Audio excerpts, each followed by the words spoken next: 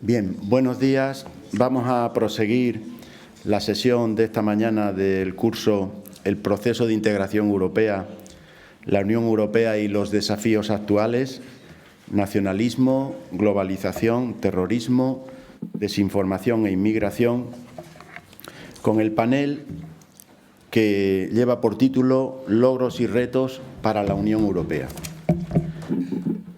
En este panel van a intervenir prácticamente el núcleo de los profesores Jean Monnet, que desde hace 5 años nos responsabilizamos de este módulo en la Universidad de Extremadura y que son 2 queridos compañeros míos, más que compañeros amigos, el profesor Enrique Moradiellos García y el profesor Alfonso Pinilla García.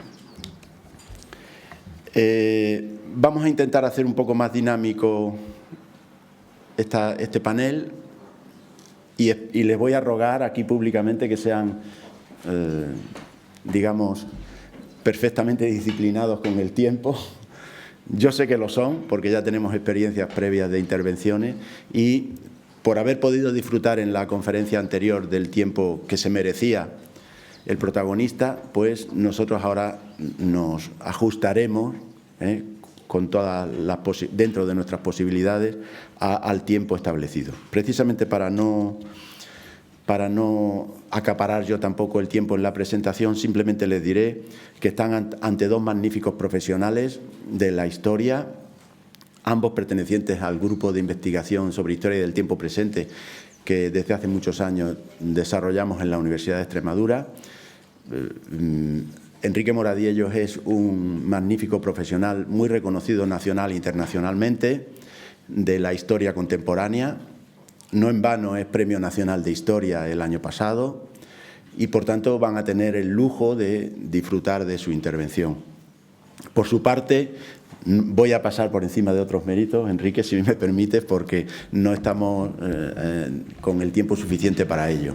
Pero sí quiero decir por lo que le toca a Alfonso Pinilla, iba a decir es una joven promesa, pero ya estará un poco cansado de que le digamos joven promesa, los viejos, que constantemente le decimos joven promesa y dirá él, ya tengo 40 años, ya no tan joven promesa, ¿no? Quiero ser también, como lo es, un magnífico profesional de la historia, con publicaciones muy recientes en torno a nuestros acontecimientos históricos más relevantes del último medio siglo, un experto en la transición, en todo el proceso de cambio político que condujo a nuestra democracia, y también van a disfrutar extraordinariamente de su intervención porque, como digo, además de ser 2 magníficos profesionales, son 2 magníficos oradores, como tendrán ocasión de comprobar. Y para rematar, como en todos los casos anteriores, tenemos también un relator, como en los paneles anteriores. En este caso se trata de Salvador Marcos, que es becario de la Delegación de la Unión Europea en México, que ya conocemos porque ha hecho alguna intervención y que se va a encargar de resumir las intervenciones de los 2 profesores que a continuación constituyen este panel Logros y retos para la Unión Europea. Les dejo ya con la palabra del profesor Moradiellos y del profesor Pinilla. Muchísimas gracias, Mario, por estas palabras de presentación, como siempre generosas y más que amables, porque somos amigos, además de colegas. Y yo quiero empezar, aparte dando este agradecimiento a una persona, dar las gracias a la institución, a esta Academia Europea de Yuste, que es un auténtico privilegio para la región de Extremadura y para España, para nuestro país, porque está, entre otras cosas, asentada en este lugar emblemático de la historia europea. Y les va a hablar en esta ocasión, en este panel, un equipo de historiadores. Esto es importante porque las intervenciones van a tener este sesgo, si ustedes quieren, esta mirada desde la disciplina de la historia. De hecho, mi propósito se ha hecho mucho más difícil porque hablar después de una personalidad histórica como Borrell es tremendo, ¿no? Hubiera deseado no tener que hablar inmediatamente después. Lo único que me tranquiliza es que no me voy a contradecir con el ministro. El propósito que teníamos, lo que era nuestro diseño de este curso, es que por mi parte y también por la de Alfonso, hiciéramos un ejercicio de historia de la trayectoria de la integración europea que abarcara estos últimos 70 años de trayectoria, con la vista en poner en su sitio, en una mirada, no digo multisecular, pero sí como ven ustedes, multidecenios, tanto sus logros patentes, como lo que podríamos llamar sus retos pendientes. Voy a empezar por el principio porque es natural y porque es lo más lógico. Y quiero empezar, lo hizo también el ministro y me ha gustado mucho, y yo creo que siempre hay que mirar mientras conduces el retrovisor de la historia, recordando qué es hoy la Unión Europea, cómo ha llegado a ser lo que es y por qué sigue siendo, y acaso por qué debiera seguir siendo para bien de muchos. La Unión Europea hoy es, al menos que sepamos, una asociación supranacional de 27 estados continentales, descuento de momento al menos al Reino Unido, que desde el principio, quiero subrayar esto, formalmente se empieza a constituir y sigue constituyéndose para garantizar el cumplimiento de 3 objetivos básicos. 3 objetivos los ha señalado muy bien el señor Borrell, que son su razón de ser y su razón de existir. En primer lugar, garantizar la paz y la seguridad, que se da por hecho, pero que no es nada gratuito. Garantizar la paz y la seguridad inicialmente en el interior del continente, con el corolario de la primera renuncia suprema que indujo, que incentivó el proceso. Nunca más una guerra entre estados continentales. No era la única, la segunda la ven ustedes ahí. La segunda es salvaguardar, a la par que la paz, los derechos humanos, el respeto hacia los derechos humanos bajo la forma de regímenes democráticos, pluralistas, con ese segundo corolario que es también una segunda renuncia básica europea. Nunca más una tiranía totalitaria, autoritaria y menos de corte racista o genocida. Y finalmente, la tercera de los propósitos, me ha encantado que el señor Borrell lo subrayara, era también promover la prosperidad general, de una manera socialmente equilibrada, dentro de cada Estado y entre los Estados, con el tercer corolario de renuncia del europeísmo. Nunca más a una miseria desigualmente sufrida y desigualmente generalizada. Estos 3 objetivos sentaron las bases de ese proceso de integración que se inicia justo al final del año 1945. Por tanto, se señalaba al compás de esa victoria costosísima aliada sobre el nazismo alemán y sus aliados en la Segunda Guerra Mundial. En un momento, aquel año 45, en el que el conjunto de Europa era, cito textualmente las palabras de un testigo protagonista, un montón de cenizas, un mortuorio, un campo sembrado de odio y de pestilencia. Palabras de Winston Churchill. Me permito subrayar el alcance de lo que acabamos de decir, de subrayar, que el proceso de integración europea se inicia para cumplir, para garantizar el cumplimiento de estas 3 renuncias originarias, porque solamente así parecía posible superar el triple legado de dolor y de destrucción que había dejado esta reciente historia contemporánea europea. Y esto quiere decir que la Unión Europea nació, y no se debe olvidar, para asegurar la paz, sencillamente porque somos herederos de una carnicería humana que generaron 2 guerras europeas devenidas en muy pocos meses en mundiales, solo entre el año 14 y el año 45, 3 generaciones de 25 años para la época, 3 generaciones. El abuelo, el padre y el hijo participaron en una guerra.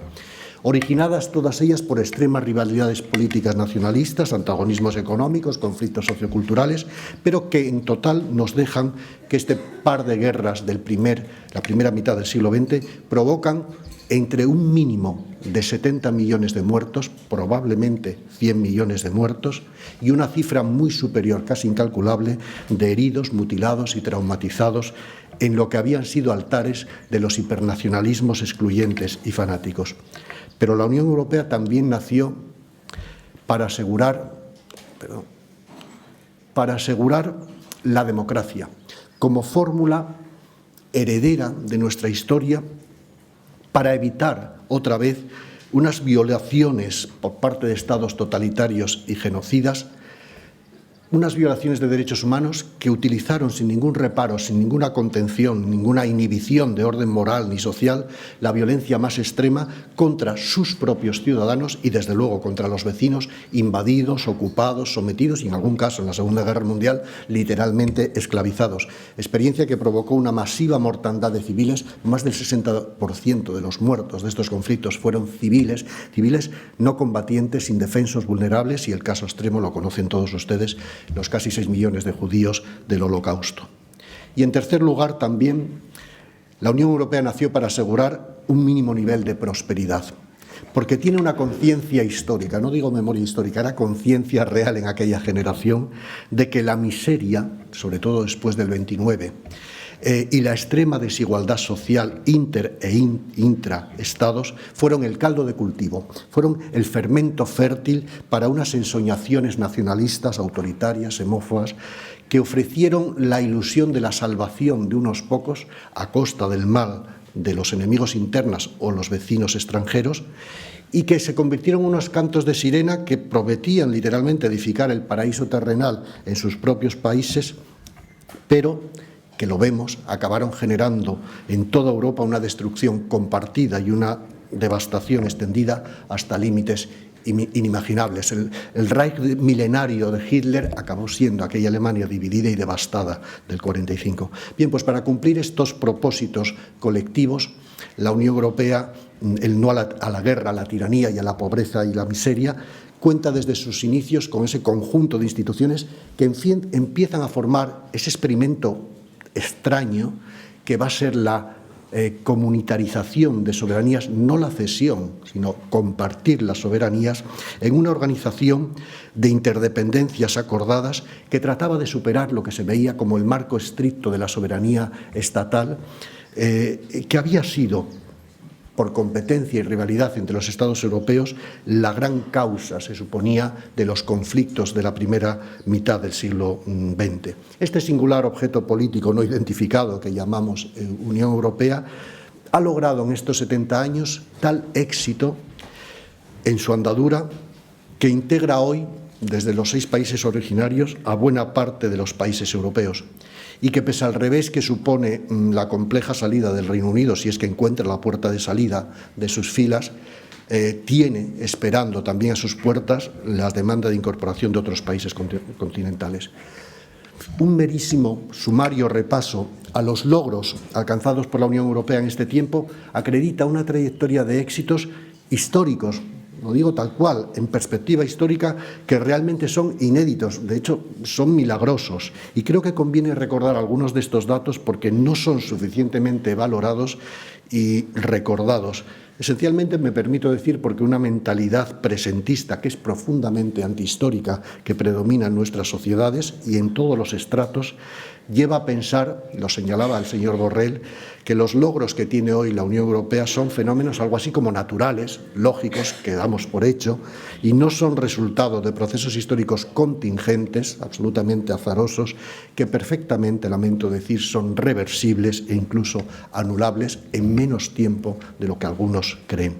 Vamos a empezar por el espacio, porque es esta categoría conceptual que Immanuel Kant nos recordaba que es un a priori del entendimiento humano.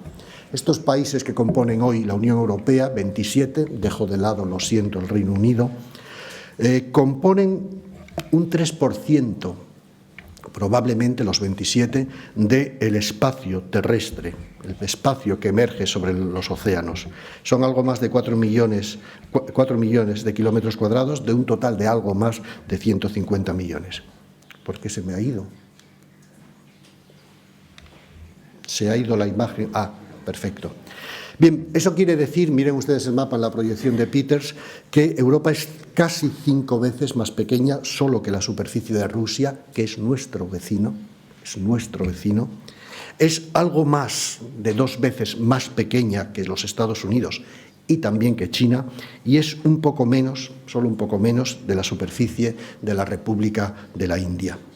Dicho de otra manera, ningún país europeo, ninguno, ni los más grandes, están entre los 15 grandes países del mundo, ni llega a la mitad siquiera del último de esta fila, que es Indonesia.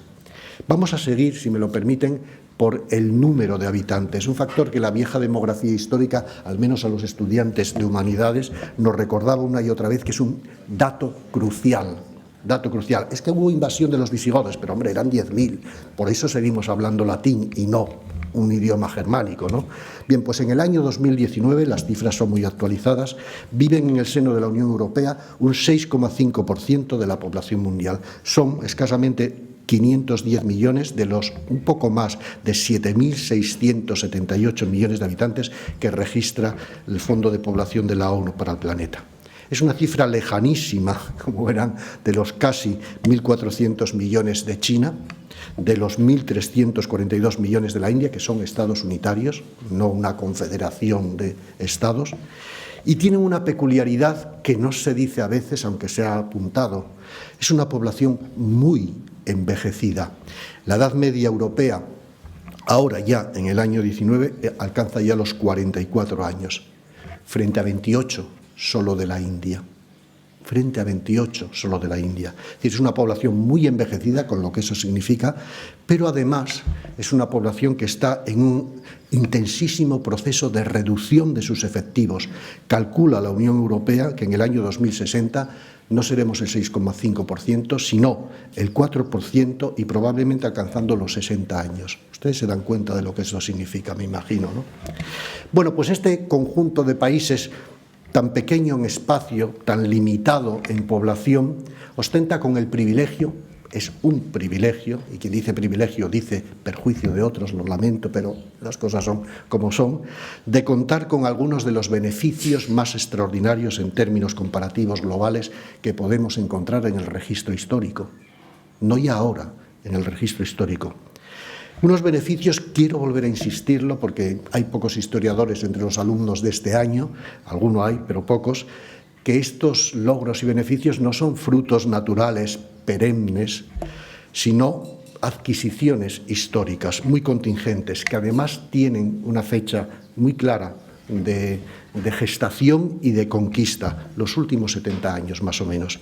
Quiero mencionar algunos por la dimensión cualitativa. Podría extenderme mucho, pero con esto será bastante para verlos.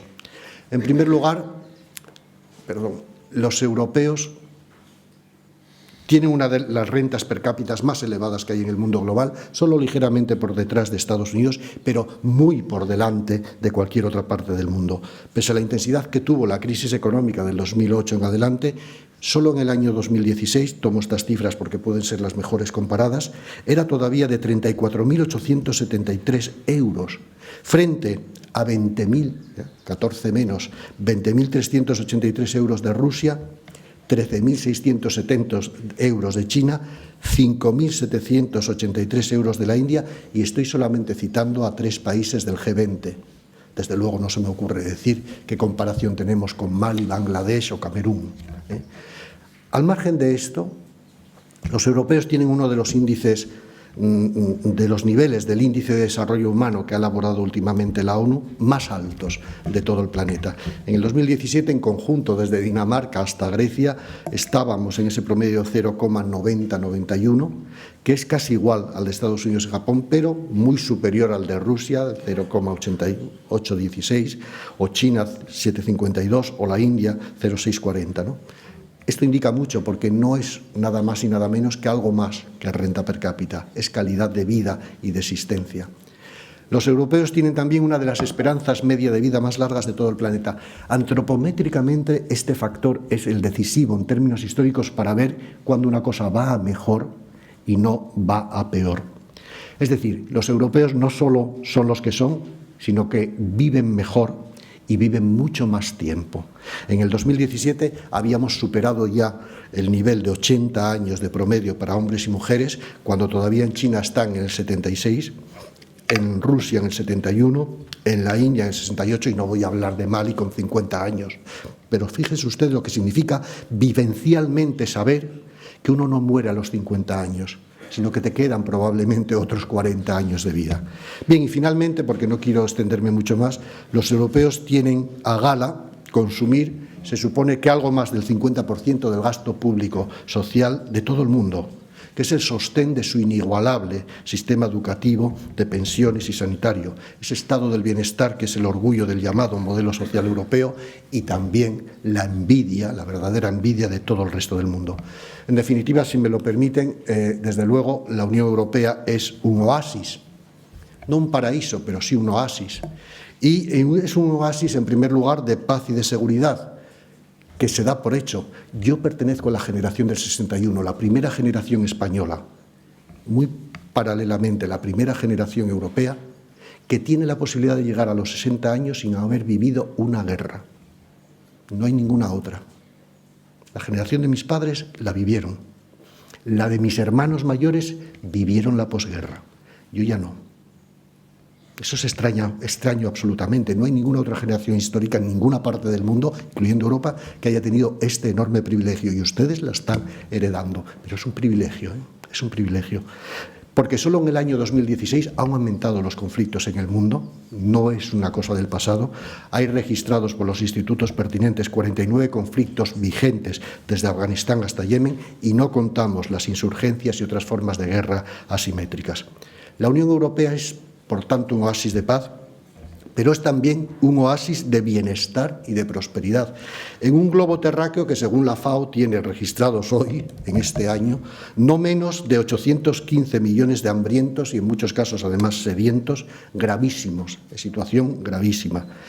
Un 11% de esa población reside, además, en el sur y sureste asiático, son más de 520 millones de habitantes, y el resto en esa África subsahariana que multiplica cada decenio su número de población.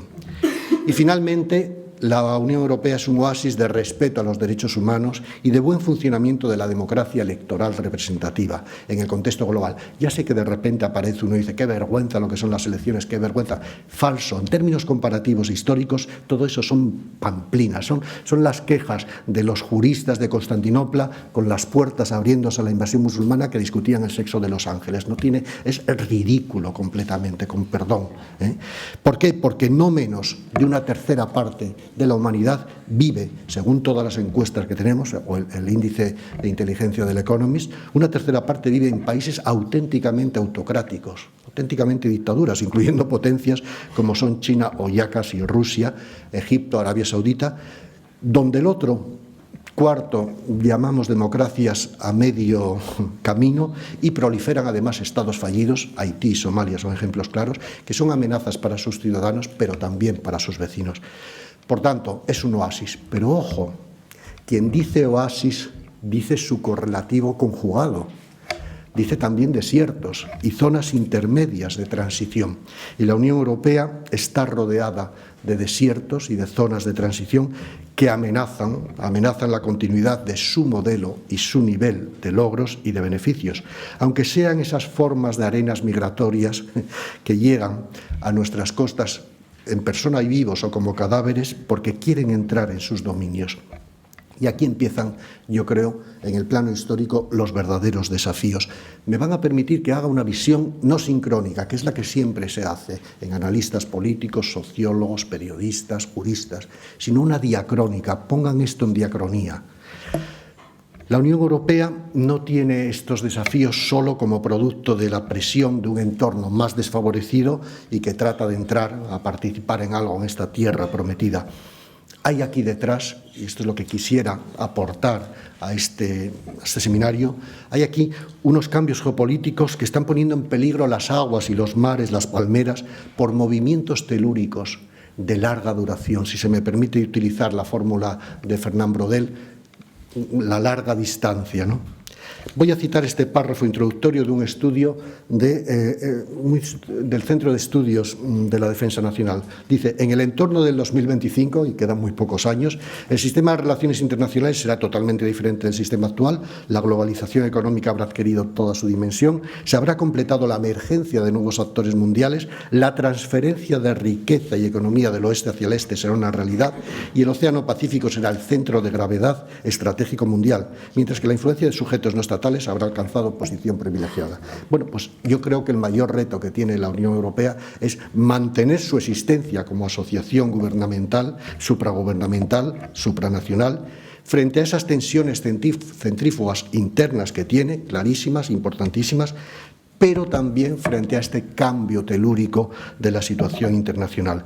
Y estos desafíos significan acomodar la vida de los europeos y de sus sociedades al mundo globalizado, que cada vez es menos eurocéntrico y que es menos euroatlántico, es decir, menos occidental. Aquí los retos son inexcusables por la simple razón de que la Unión Europea con Norteamérica, y sumo a Norteamérica, solo albergan juntas hoy, en el 2019, a un ser humano de cada 8 que existen en el planeta, 1 de 8, y siguen empequeñeciéndose y envejeciendo.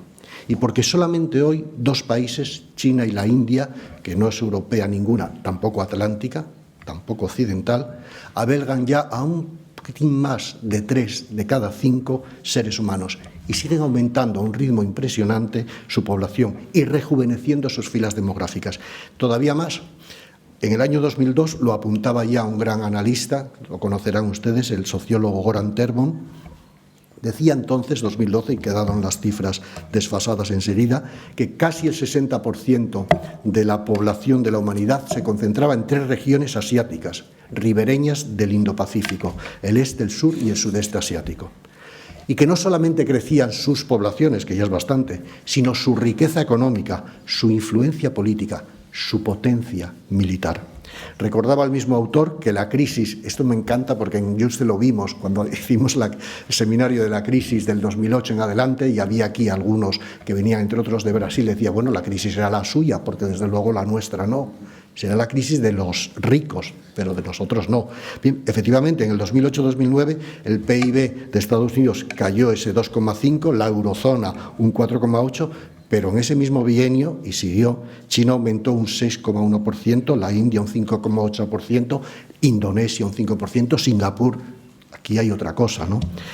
Con bastante razón, en junio del 2015 fue muy famoso, un gran diario alemán decía en titular, por primera vez los asiáticos hoy son más ricos que los europeos occidentales. Es una realidad muy comprobada. Yo me limito al texto de Branko Milanovic en su revelador estudio sobre la desigualdad por intensificación de la globalización en los últimos decenios. Según Branko Milanovic, los cambios geopolíticos y tecnológicos habían provocado esta erosión de la situación previa privilegiada de las clases, él cita, medias y populares europeas y occidentales, me atrevo a decir, que resultarían ser así, habrían resultado ser las grandes perdedoras de la globalización, es la fórmula que ha ocupado, en beneficio de las clases medias y populares del continente asiático. Bien, me gustaría subrayar esta dimensión de estos procesos para aplicar esa perspectiva de larga duración brodeliana, porque estos procesos descritos, si los analizamos sincrónicamente, no vemos nada más que la superficie de las potentes olas que hay debajo. Están replicando un movimiento geopolítico, yo creo que telúrico, de una entidad extraordinaria.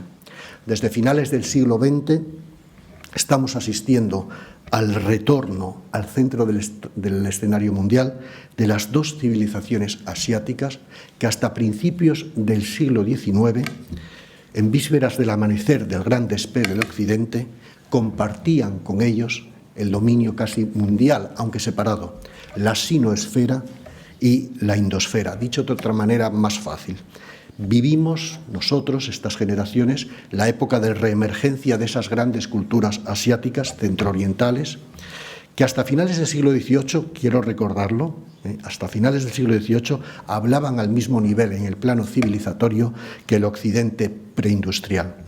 Voy a recurrir a una herramienta conceptual sencilla, o no tanto, para demostrar hasta qué punto esto ha calado ya en la población mundial, no en la europea. La cartografía dominante. La cartografía dominante en cada época histórica desde que tenemos registro de ella, porque la forma en que una sociedad se representa al mundo indica también dónde se coloca a sí misma en el mundo. Bueno, empezaremos por algo que espero que ustedes conozcan e identifiquen. Este mapa de Cateo de Mileto probablemente es el de Anaximandro, el de Estrabón, es el de Heródoto. Ya está en circulación en el siglo VI antes de nuestra era, refleja la ecumene el mundo conocido de los griegos, y la esencia de ese mapa con 3 grandes continentes en torno al mar central del mundo, el Mediterráneo, permaneció como gran representación cartográfica, al menos del mundo europeo y mediterráneo, hasta el siglo XIV, básicamente en el siglo XIV-XV.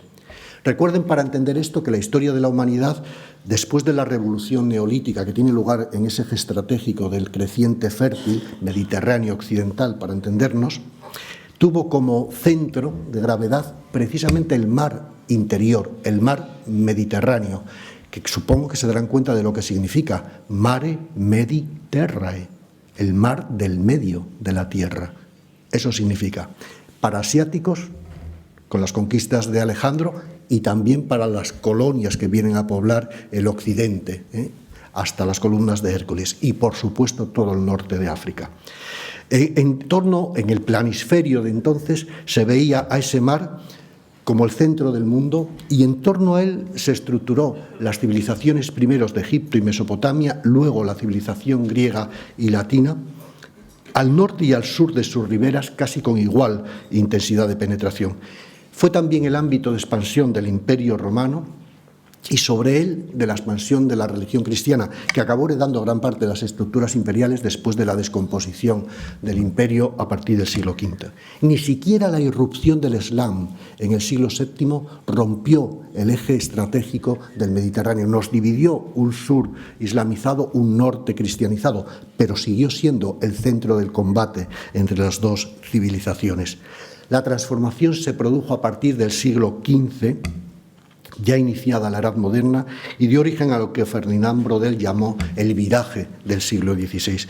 Un viraje que, en virtud del descubrimiento de América y la circunnavegación del globo, es decir, esto no es un planisferio, es una esfera, dio una nueva necesidad, necesariamente dio origen a una nueva representación del mundo, la que establece sobre todo Gerardus Mercator, ese famoso geógrafo flamenco, en un mapa mundi del siglo XVI que seguro que ustedes conocen. Bueno, esto era el Imperio Romano, y aquí está arriba del todo Mercator, y lo que ustedes supongo que están acostumbrados a conocer, que es la proyección de Mercator actualizada, que sigue colocando a Europa en el centro y en el extremo superior del globo terráqueo.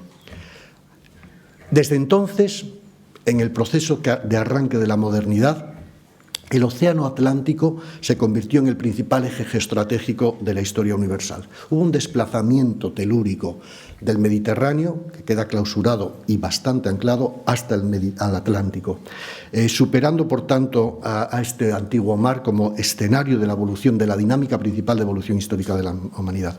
El traslado geoestratégico tuvo tal efecto que en muy poco tiempo significó la decadencia de la más rica de las repúblicas que había en el Mediterráneo, la República de Venecia, también de la de Génova, porque tenían la maldición de estar en el Mediterráneo. Y también, esto es importante para los españoles de hoy, fue el final de la gran expansión de la Corona de Aragón, que dejó de poder competir con Castilla. ¿Por qué? Porque esa misma traslación explica que Portugal o Castilla, que están situados donde están, tengan la proyección atlántica y el desarrollo que tienen, o que una islita en el costado noroccidental de Europa, donde ni el emperador Adriano quiso llegar, empezara a ser una gran potencia atlántica, las Islas Británicas. El trasvase de hombres, de productos, de ideas que se inicia entonces, continuado de la mano de la constitución de los imperios ibéricos y luego europeos, tuvo como resultado algo crucial, la conformación de una nueva ámbito cultural que llamamos ya occidental, cimentada sobre la vía de comunicación y de contacto que es el Atlántico y configurada por aportes europeos, por europeos trasplantados, la Nueva España, la Nueva Granada, la Nueva Orleans, la Nueva Ámsterdam, la Nueva Inglaterra. Estaban allí, pero eran de aquí, aportes europeos colonizadores y los aportes indígenas de esas poblaciones. Una cultura occidental que ya no es europea, que es de base atlántica y que va a impulsar en los siglos siguientes las grandes transformaciones que nos llevan a la época contemporánea. Los procesos de industrialización tuvieron su eje en el Atlántico geográficamente, también el desarrollo de las instituciones socioestatales que generan liberalismo, también la innovación ideológica de los nacionalismos y finalmente el fenómeno de los imperialismos del siglo XX.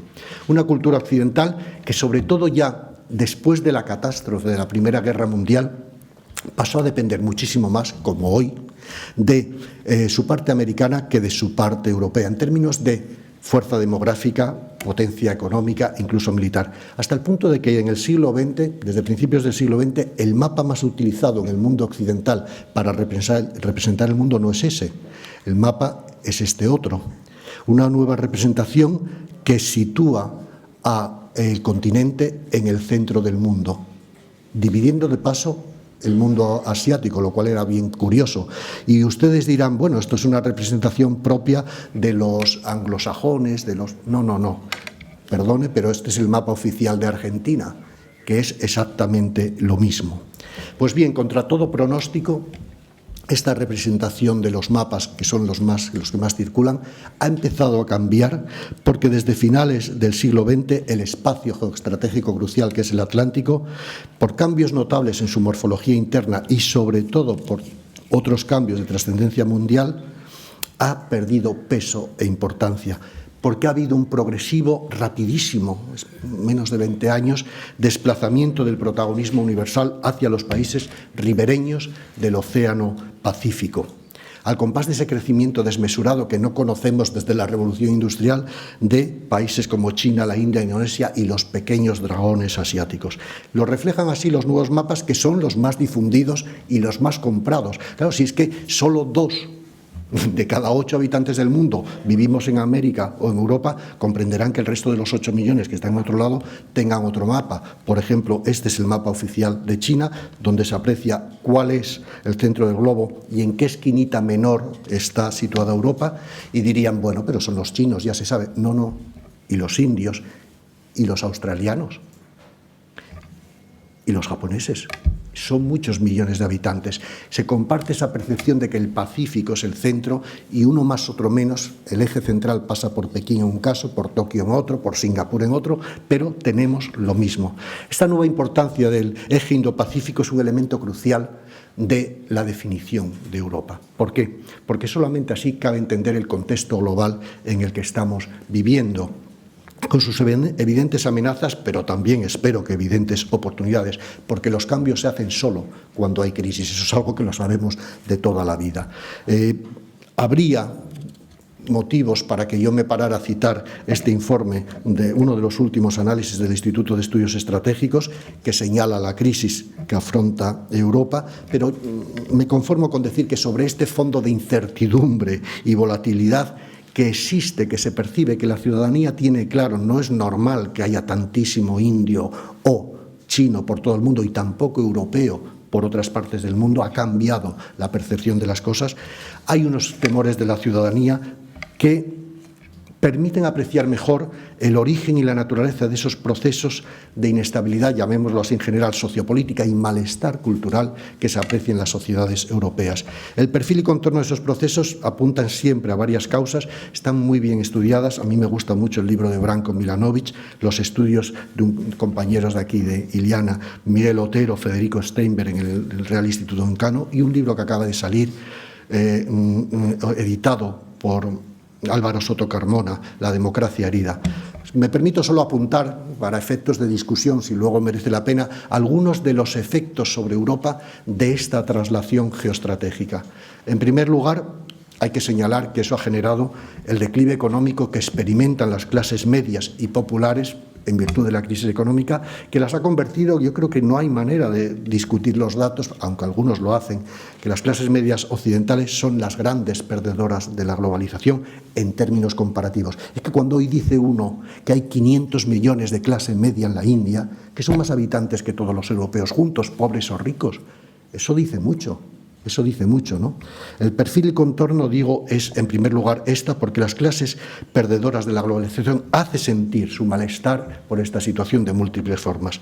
También hay que ligarlo a la creciente xenofobia de sectores de la población populares que ven en el inmigrante o en el extranjero a veces solo, incluso si es continental, como una especie de llegados competidores por unos escasos servicios públicos disponibles, que además esos servicios han sido recortados y ajustados a las decrecientes capacidades financieras de los Estados europeos, lo cual conduce al elemento que llamamos de crisis del modelo del Estado del bienestar, que va reduciendo seguros, hasta ahora seguros o tenidos por naturales y que van en la condición de la asistencia humana, como no va a haber una seguridad social pública y gratuita o una pensión digna para vivir en la vejez.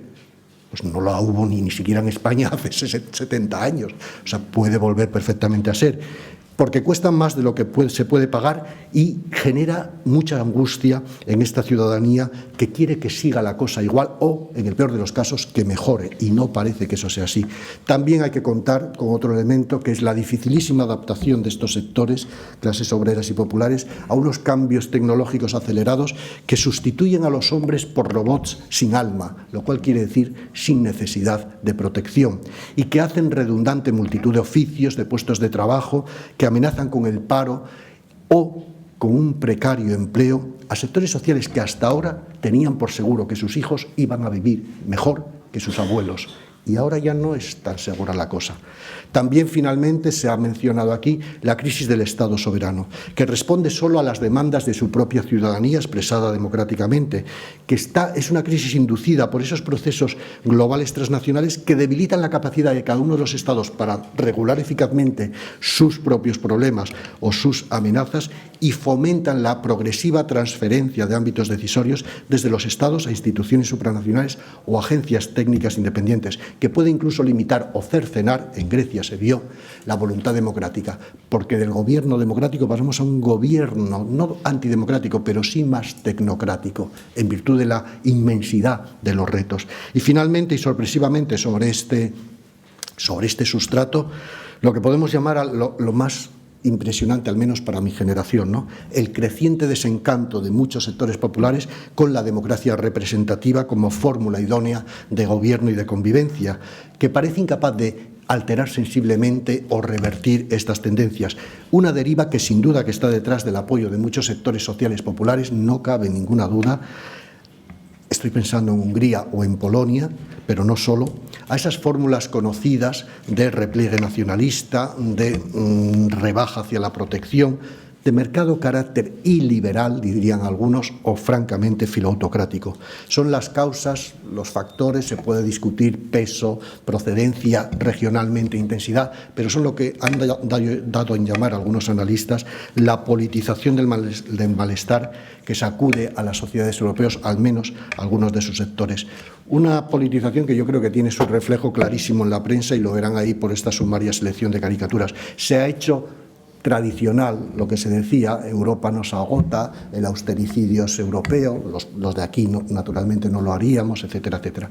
No es nada fácil, y voy a ir terminando, hacer frente a estos procesos. No lo es en absoluto frenar su dirección. Ya hubiera querido Constantinopla o toda la inteligencia reunida en la República Serenísima de Venecia alterar lo que pasó en el Mediterráneo, pero es que pasó. Y la geografía, decía el general de Gaulle, manda más que la política en un 90%. Recuerdo al ministro de Asuntos Exteriores de Ceausescu, cambio excelente política exterior por mejor posición geográfica. Lo dice todo, ¿no? Bien, no es nada fácil de arreglar esto, pero sí es fácil denunciar, y lo quiero hacer aquí, que el creciente enfado de estos inesperados perdedores de la globalización no se arregla nada, todo lo contrario, con derivas nacionalistas proteccionistas, ni con recursos a la vieja retórica autoritaria y xenófoba, como si fuera posible revertir esto para volver a crear la Arcadia perdida o edificar aisladamente el Edén terrenal sobre viejos solares europeos. No, todo lo contrario. Buscar soluciones miopemente nacionales a problemas inmensamente globales condenaría a los países europeos a la más absoluta irrelevancia en muy poco tiempo, porque se ha acelerado el ciclo histórico.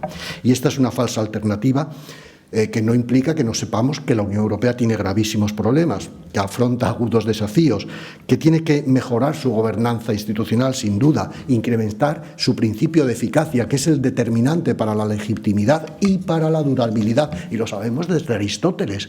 No hay ningún régimen que pueda durar ni ser legítimo si no es eficaz. Es el principio y la base de todo ello.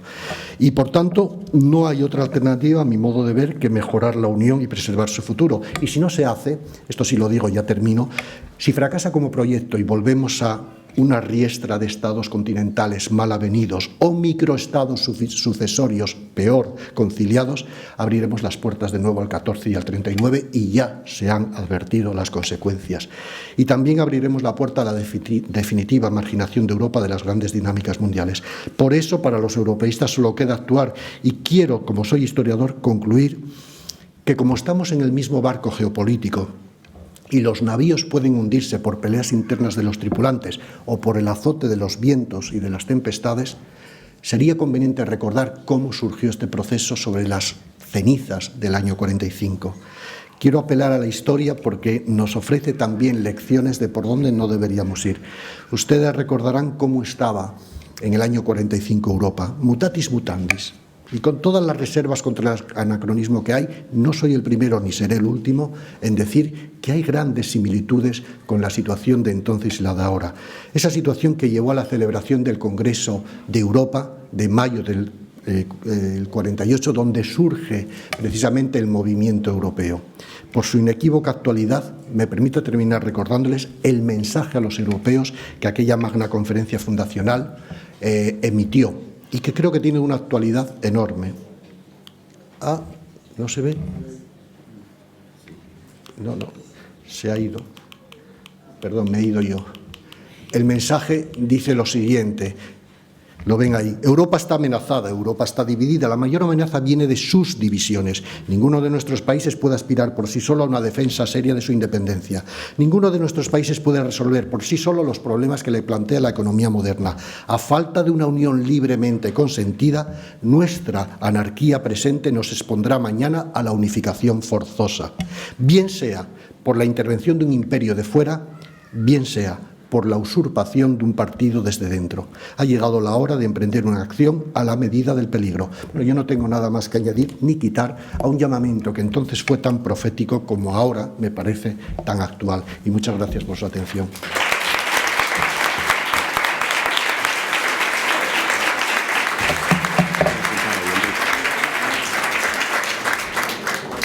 Bien, vamos a proseguir sin interrupción con la conferencia de Alfonso Pinilla y luego hacemos el debate conjunto de las dos intervenciones, ¿de acuerdo? Horizontes de futuro para la Unión Europea. Adelante, Alfonso.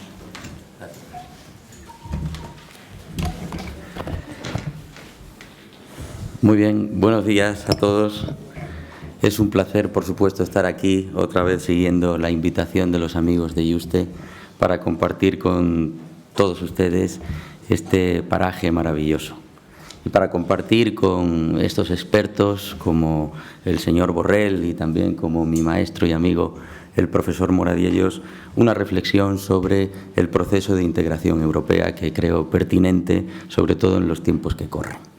El profesor Mario Pedro Díaz, en esa amable presentación que nos ha hecho, hablaba de mí como una joven promesa. Y decía, bueno, quizá ya está bien, se va a cansar. ¿Cuántas veces le hemos dicho joven promesa? Pues no me canso, Mario. Yo me gustaría ser una eterna promesa, porque eso significaría que el tiempo no me afecta y que soy eternamente joven. Utilizando estas palabras del profesor Mario Díaz Barrado, voy a hacer una reflexión sobre el tiempo, los tiempos, dentro del mismo espacio. Europa es el mismo espacio, pero el tiempo tiene al menos, y voy a reflexionar con ustedes en voz alta sobre esto, tiene al menos 3 dimensiones. El tiempo nos atraviesa y el tiempo se diluye entre nuestras manos como la arena cuando cae después de coger un puñado en la playa. El tiempo nos atraviesa y se diluye, desaparece enseguida. Porque, como dice también un buen amigo del Departamento de Historia, el profesor Sánchez Marrollo, Alfonso, es que tenemos que tener en cuenta como historiadores que estamos hechos de tiempo. Las organizaciones humanas están hechas de tiempo.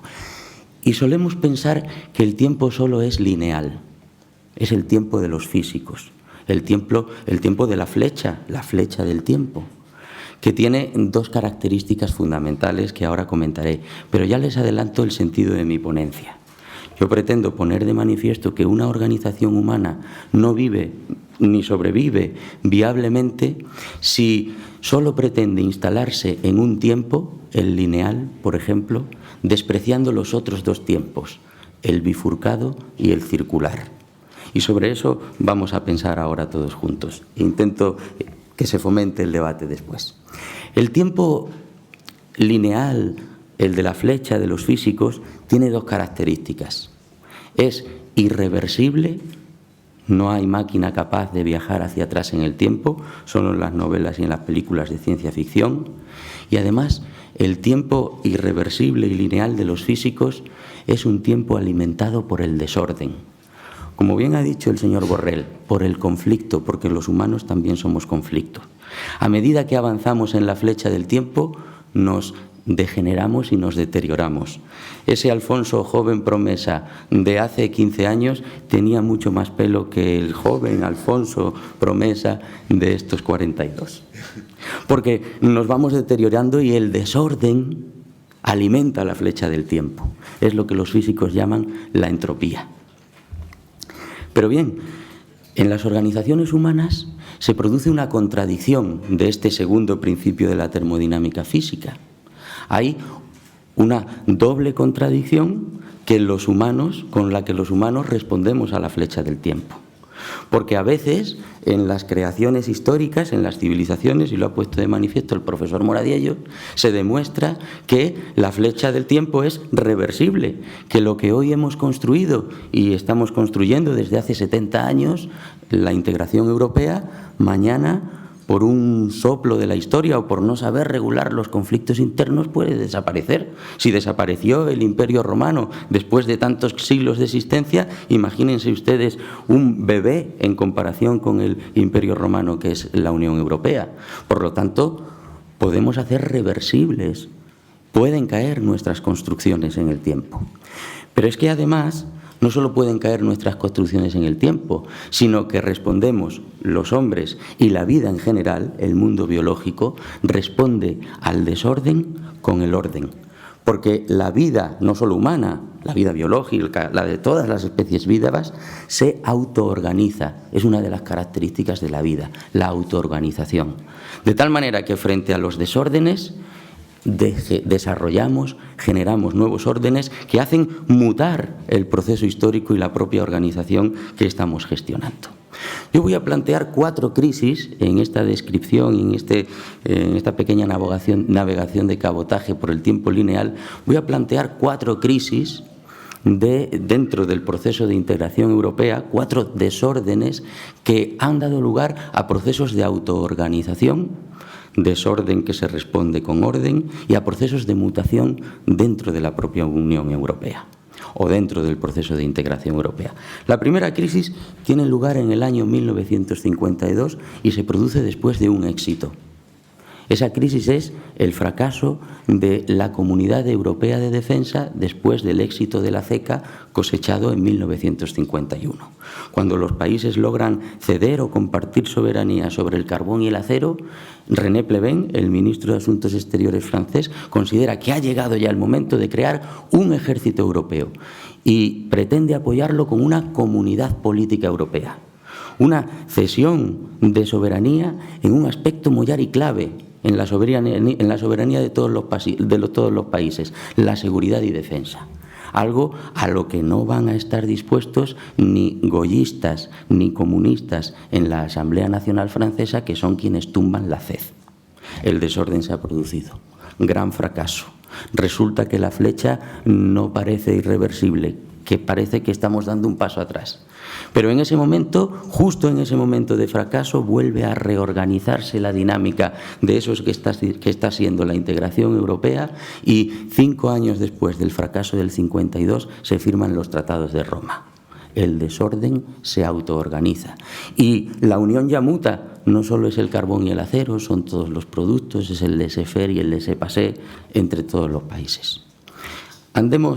Caminemos aún más aceleradamente, ahora sí disponemos de una pequeña máquina de tiempo en la flecha. Nos vamos al año 1965.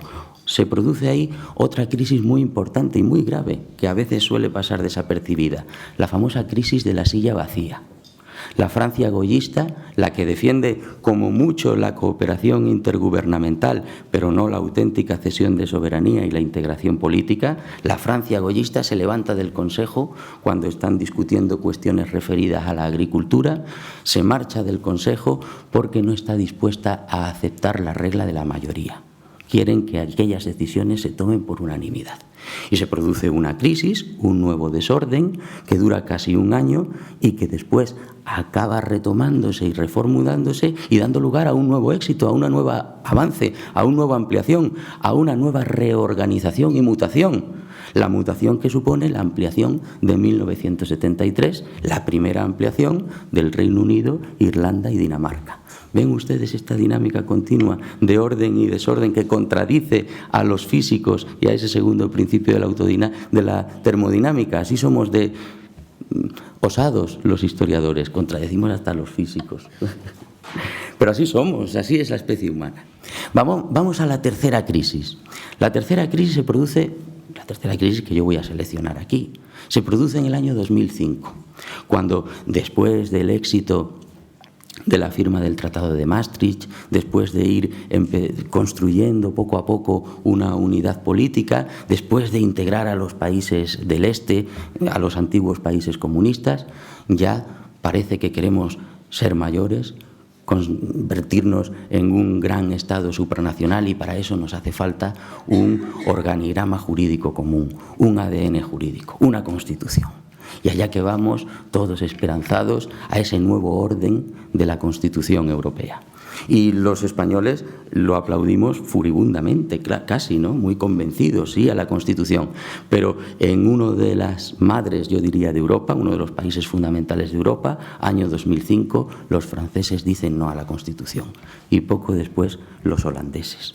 Otro nuevo desorden. Parece que todo se viene abajo. La esperanza se ha vuelto desesperanza. Y en medio de esos nubarrones, 2 años después, 2007, una nueva reorganización y una nueva mutación. Los tratados de Lisboa, en los que ahora estamos y que han vuelto a desorganizarse otra vez con la crisis, etcétera, etcétera, del 2007. Pero voy a terminar con la última crisis, la que nos afecta todavía, aunque los vientos ya empiezan a soplar favorables en las velas del barco. La crisis económica del 2007-2008 y sobre todo la crisis del Brexit, sobre la que mi amigo y compañero Alejandro Cercas va a explayarse y va a explicarles tranquilamente en una hora no muy idónea para explayarse, que son las 3:30 de la tarde. Pero ahí tendrá que torear ese morlaco él. El Brexit pone de manifiesto clarísimamente y de una manera evidente que la flecha es reversible, que esto puede venirse abajo, que siempre habíamos crecido, y ahí están las ampliaciones, pero ya se nos ha caído una estrella de la bandera. El Brexit supone y demuestra, y así lo han analizado y se ha dicho aquí en otras ocasiones a lo largo de este curso, la reversibilidad del proceso de integración europea. Caminar a lomos de la flecha del tiempo tiene un peligro. Y con esto voy a terminar mi descripción de este tiempo lineal. El peligro de desorientarse, de caminar desnortados. El peligro de montar sin poder controlar un caballo que se ha desbocado y que solo mira hacia adelante, sin tener rutas, ni pautas, ni mapas. Les voy a poner un ejemplo y voy a utilizar este ejemplo como metáfora para que vean ustedes lo peligroso que es caminar sobre la flecha del tiempo sin tener en cuenta los otros 2 tiempos, el bifurcado y el circular. Un navegante famosísimo y prestigioso británico llamado William Edward Parry, en los primeros 20 años del siglo XIX, se encargó de cartografiar el Polo Norte, el Ártico, de levantar un mapa que pudiera, a partir del cual se pudiera manejar ese inmenso desierto blanco.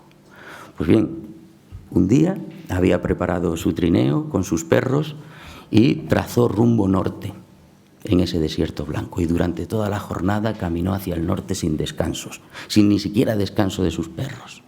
Y al final de la jornada, cuando ya la noche caía, levantó su campamento, hizo sus mediciones y resulta que estaba mucho más al sur de donde había iniciado su camino.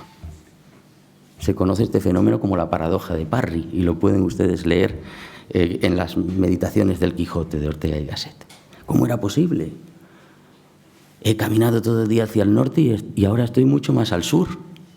Y después de hacer sus correspondientes mediciones, se dio cuenta Parry que sí, había ido caminando todo el día hacia el sur, pero sobre un inmenso témpano de hielo que se había desprendido del Ártico y que, arrastrado por las corrientes marinas, pues era arrastrado hacia el sur, ese inmenso témpano del hielo, caminando hacia el norte sobre una balsa inmensa que iba hacia el sur. Cuán importante es cerciorarse.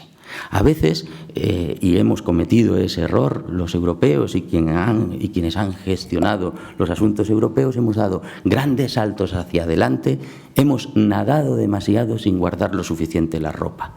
Lo ha reconocido aquí el ministro Borrell. Adoptar el euro fue un salto cualitativo impresionante, pero sin una política económica común, presupuestaria, fiscal, el euro es una moneda que puede tambalearse y puede naufragar, como se demostró en la crisis del 2007-2008. Lo han puesto de manifiesto aquí otros analistas en el día de ayer. Integrar masivamente a los países del este, sin tener en cuenta o sin intentar armonizar los distintos niveles de distribución de la riqueza, las distintas situaciones de derechos humanos que tenían aquellos países con respecto a los que ya existían en la Unión Europea, ese decalage que llaman los franceses, la no gestión, la escasa eficacia a la hora de gestionar ese decalage, nos ha acabado pasando factura y nos ha hecho tener que cambiar el rumbo, como el propio Parry. Así que cuidado con caminar desbocados sobre la flecha del tiempo y convertirnos en unos Parry. Por eso la experiencia histórica es tan importante y la ha reivindicado aquí Borrell, la ha reivindicado el profesor Moradiellos y yo también la reivindicaré. Vamos al siguiente tiempo. Todavía tengo tiempo lineal, así que voy ahora al siguiente tiempo, el tiempo bifurcado, el tiempo de las crisis, el tiempo de la duda y el tiempo de la incertidumbre, con los que tenemos que contar necesariamente y que a veces despreciamos los historiadores, porque como los historiadores en nuestros libros sobre todo escribimos sobre tiempo lineal, concatenando como las cuentas de un rosario los acontecimientos, olvidamos que bajo cada acontecimiento, bajo cada realización histórica hay un mar de dudas, hay un mar de interacciones, hay un mar de alternativas que intentaron luchar para extinguirse o pactar para llegar a acuerdos. Y aquí siempre recurro al título de un cuento de Borges, que a mí me fascina. Un jardín de senderos que se bifurcan. La vida, tu vida, mi vida, la vida de las civilizaciones son también, además de tiempo lineal, un jardín de senderos que se bifurcan. Y eso lo tuvo muy claro, por ejemplo, en marzo del 2017, la Comisión Juncker, cuando publicó el libro blanco sobre el futuro de la Unión Europea. Me voy a detener brevemente en comentar los contenidos fundamentales de este documento cuya lectura les recomiendo. En el libro blanco, la Comisión Juncker dibuja las bifurcaciones, dibuja 5 alternativas ante la crisis en que aquel momento, marzo de 2017, estaba sumida y de alguna manera todavía sigue la Unión Europea. Esos 5 escenarios son los siguientes. Primero, seguir igual. Ante la crisis, aferrémonos a lo que conocemos, algo muy humano también. Segundo escenario, volvamos hacia atrás. Miremos hacia atrás y vayamos a lo que creemos que es seguro. El mercado común, decía el libro de Blanco de 2017. Solo un mercado común. Dejémonos de tanta integración política, solo laissez-faire, laissez-passer, solo derribo de aduanas, y eso lo compran enseguida los ingleses. Eso le viene perfectamente a Gran Bretaña, que es lo que hubiese querido. Eso lo hubiesen firmado probablemente y el Brexit se hubiese desactivado. No lo sé, estoy fabulando, estoy haciendo tiempo ficción, pero bueno. Por lo tanto, ese segundo camino supone una regresión, una vuelta atrás. El tercer camino, interesante, los que desean hacer más, hacen más. Es decir, la Europa de las 2 velocidades. Algo que ya existe, por ejemplo, con el euro, porque no todos los países que forman parte de la Unión Europea comparten el euro. Pero es que la Europa de las dos velocidades no es el horizonte deseable para los europeístas, pero es el horizonte más posible atendiendo a las actuales circunstancias, puesto que todos los países no están dispuestos a compartir soberanía. Aquellos que no lo estén, que cooperen, y aquellos que lo estén, que se integren. Esa es una posibilidad de la Comisión Juncker y es una posibilidad que se está desarrollando en la actualidad. El cuarto escenario, complementario con el tercero, hacer menos pero de forma más eficiente. Integrémonos, compartamos soberanía, pero no sobre una multitud de cuestiones, sino sobre cuestiones muy concretas, aunque mollares e importantísimas. Por ejemplo, y es el horizonte que ha trazado aquí Borrell, la seguridad y la defensa por un lado y la política económica por otra. A grandes rasgos, una política fiscal y presupuestaria comunitarizada. Hacer menos, algo muy importante, pero de manera eficiente. Y el quinto de los escenarios, hacer mucho más conjuntamente. Lo que quisieran los federalistas, el Club del Cocodrilo, los Estados Unidos de Europa. Una utopía, es cierto, que para alcanzarse quizá debieran recorrerse, como se están recorriendo ya, el tercer y el cuarto camino. Pero si he dicho que en el tiempo lineal había un peligro, en el tiempo bifurcado hay otro. Si el peligro del tiempo lineal lo he reflejado con la paradoja de Parry, el peligro del tiempo bifurcado lo voy a reflejar con la paradoja del asno de Buridan. Buridan era un filósofo medieval, discípulo de Guillermo de Ockham, que se atrevió en aquella Edad Media donde dominaba la interpretación del mundo a través de la fe, se atrevió a reflexionar sobre el libre albedrío. Algunos autores incluso consideran que lejanamente Buridan es el padre de la teoría de las decisiones o de la teoría de juegos, porque él, y esto es algo que he leído por ahí últimamente, él estableció una especie de teoría de las decisiones, reflexionó sobre el libre albedrío. Y claro, aquellos apasionados por la fe, que veían cómo un monje se atrevía a utilizar la razón en la toma de decisiones y no solo la fe, que era lo que imperaba, empezaron a criticarle y casi a burlarse de él, e inventaron esta paradoja. Buridan es como un asno, decían, y por eso se llama la paradoja del asno de Buridan, un asno hambriento y sediento, atado, amarrado a un árbol, que tuviera a la misma distancia un tanque de agua y un saco de heno. Y que si fuera a por uno de los dos, perdería la opción que no tomara. Si iba por el tanque de heno o por el saco de heno, perdería el tanque de agua, y viceversa. Y entonces, ¿qué haría el asno? Y el asno de Buridan empieza a pensar: voy rápidamente a por el heno porque tengo mucha hambre, pero claro, el heno me va a dar aún más sed y voy a perder el agua, voy a morir de sed, entonces mejor voy a por el agua. Empiezo a beber compulsivamente agua, pero entonces llenaré mi panza, dejaré de tener hambre y ya no podré comer, y entonces voy a morir de hambre. ¿Qué hago? ¿Qué demonios hago? ¿Saben cómo murió el asno de Buridan, según estos críticos? De hambre y de sed, porque no eligió nada, porque no estableció una jerarquía de posibilidades. Por eso dicen que Buridan es el iniciador de la teoría de las decisiones. Pues bien, vamos a hacer una crítica que no solo hago yo, sino que hicieron muchos analistas en 2017. El libro blanco sobre el futuro de la Unión Europea, publicado por la Comisión Juncker en 2017, es El asno de Buridan, porque establece los caminos, pero no dice ni cuál es el más probable atendiendo las circunstancias, ni siquiera cuál es el que más prefiere la Comisión. ¿Y a qué nos conduce la paradoja del asno de Buridan? Pues a eso que llaman muchas veces los médicos la parálisis por el análisis. No analices tanto, actúa, que se te muere el enfermo. La parálisis por el análisis. Y de eso fue acusada la Comisión Juncker. Y era un indicador de que estábamos en una crisis existencial que yo creo todavía no hemos superado del todo. ¿Por qué no hemos superado la crisis existencial? Y aquí contradigo y entraré en debate con el profesor Aldecoa. Porque la existencia es pura crisis. Nunca podemos bajar la guardia. La existencia es pura crisis. Siempre estamos en una crisis existencial. Y si bajamos la guardia, entonces dejaremos de existir. Vamos al tercero de los tiempos. Y con esto, mira, todavía tengo 18 minutos de tiempo lineal. No me los tomaré todos. terminaré ya con el tiempo circular. El tiempo circular lo tenemos muy interiorizado también en nuestro trabajo los historiadores, porque somos conscientes de que el pasado, de una u otra manera, ese pasado que nosotros estudiamos y que creemos y está físicamente marchito, de alguna u otra manera el pasado siempre vuelve, porque hay restos del pasado en el presente. Y entonces esa línea del tiempo la convertimos los historiadores en una masa de pan. Aquí que se ha hablado también de pan por parte de Alejandro. Un pan que a mí me gusta mucho, el pan de pasas. Bueno, pues la pasa que ahora con una vuelta de manos está aquí a su vista, con otra vuelta de manos esa pasa queda aquí y desaparece. Es el pasado, la pasa ha pasado. Pero si doy otra vuelta de manos, la pasa que pasó otra vez vuelve a su vista. Porque somos tiempo circular también. Y menos mal, porque sin tiempo circular no habría memoria. Que ustedes celebran su cumpleaños todos los días, el 20 de septiembre de...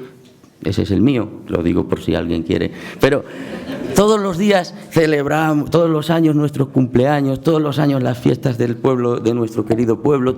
Siempre hay un tiempo circular, sin eso no hay identidad. La identidad. Ahora de nuevo vuelven fenómenos que creíamos arrumbados y que creíamos superados, contra los que Europa se fundó, los nacionalismos, el comunismo, la extrema izquierda, me da igual cómo lo llamen, socialismo del siglo XXI, como quieran, o la extrema derecha. Claro que vuelven, es la pasa que pasó y vuelve. ¿Y qué ocurre con el pasado? Que fascina, que a muchos, desde luego, les fascina, que obnubila. Y este es el peligro del tiempo circular, lo que le ocurrió a la mujer de Lot, que huyendo de Sodoma no pudo resistir la tentación de fascinarse con la ciudad de su infancia, aunque estuviera cayéndose a pedazos, aunque ya el nacionalismo no resuelva nada, aunque ya la extrema derecha nos condujera a lo que nos condujo en el 45, aunque el comunismo reflejara todos los dramas que reflejó en su momento. Pues a pesar de estar eso cayéndose, de haberse caído, de haberse demostrado su fracaso, Lot, la mujer de Lot, miró hacia la Sodoma destruida y se petrificó, convertida en sal. Si nos atrapa el tiempo circular, nos petrificamos. Si nos atrapa el tiempo bifurcado, nos paralizamos. Y si nos atrapa el tiempo lineal, somos un caballo desbocado. Nos desnortamos. ¿Y entonces qué demonios hacemos? Claro. Pues la clave está en asumir de una vez por todas que vivimos en un mismo espacio, pero que coinciden los tres tiempos. Y en un espacio donde coincidan estos tres tiempos, la mitología ya lo ha desarrollado suficientemente, también la literatura de ciencia ficción y fantástica, ese espacio es el laberinto. En el laberinto coinciden los tres tiempos. Europa, tú y yo, nuestra particular vida, no es ni tiempo lineal, ni bifurcado, ni circular, es un laberinto. ¿Y qué hacemos en el laberinto? En el laberinto caminamos linealmente, creemos ir hacia adelante y de pronto se bifurcan los senderos. Y tomamos un sendero y resulta que a veces volvemos al mismo sitio. Somos un laberinto. Estamos perdidos en nuestro propio laberinto. Europa está viviendo en su propio laberinto, pero es que existir es perderse y vivir en nuestro particular laberinto. ¿Y cómo navegamos por ese proceloso mar? ¿Cómo caminamos y exploramos el laberinto? ¿Acaso eso no puede superarse? Bueno, pues vamos a acudir a Ariadna, que fue la única que nos dio la clave para navegar por los laberintos. Cuando Teseo, el héroe ateniense, llega para matar al Minotauro en el palacio de Nosos, y allá que va resuelto a matar al Minotauro, Ariadna, la esposa del rey Minos, le dice: espera, espera. Al Minotauro solo lo puedes matar con esta espada mágica, dorada. Pero no te preocupes en exceso del Minotauro, ese no es tu enemigo. Y esto es lo que a mí más me gusta del mito de Ariadna. El enemigo, el Minotauro es un enemigo que ves venir, que está ahí, está claro, y puedes derrotarlo. Será difícil, pero puedes derrotarlo. El peor enemigo será el laberinto, porque no podrás salir de él. El peor enemigo eres tú. Así que toma este hilo, átalo a la puerta del laberinto y después, cuando encuentres al Minotauro, desanda el camino siguiendo ese trazo, siguiendo ese hilo, siguiendo la experiencia histórica, siguiendo los rastros que nos ha dado la historia. Por eso esta mañana es muy histórica. está dominada por los historiadores y la reivindicamos. La historia para no perdernos en el laberinto. La historia que es experiencia de lo que ha funcionado y de lo que no, y la historia también son valores que han funcionado y que no han funcionado.